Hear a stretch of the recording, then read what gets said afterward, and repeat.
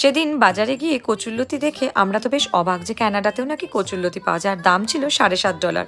কচুরলতি নিয়ে ফিরে বাড়িতে ফোন করে রেসিপি জিজ্ঞেস করাতে বলল খুব সাবধানে কাটিস, কারণ এতে হাত চুলকোতে পারে। হাতে একটু সর্ষের তেল মেখে নিতে। হাতে সর্ষের তেল মেখেই কচুরলতিটা কাটাতে হাত আর চুলকোয়নি, কিন্তু কাটতে না অনেকটাই সময় লেগেছিল। সেই অনুযায়ী রান্না করতে সেরকম খাটনি ছিল না, কারণ রান্না করতে শুধু লাগে সর্ষে বাটা, পোস্ত আর কাজু বাটা। সর্ষে, পোস্ত, কাজু মিক্সিতে বেটে নিয়ে পুরো বাটাটা কচুরলতি আর চিংড়ি মাছের মধ্যে দিয়ে ভালো করে মেখে নিতে হবে।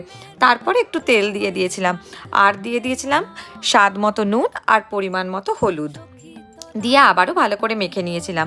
এবার একটা প্যানে অল্প তেল দিয়ে পুরো মিশ্রণটাকে ঢেলে মিডিয়াম ফ্লেমে রান্না করে নিতে হবে। ফার্স্ট টাইম রান্না করেছিলাম, খেতে কিন্তু দারুণ হয়েছিল।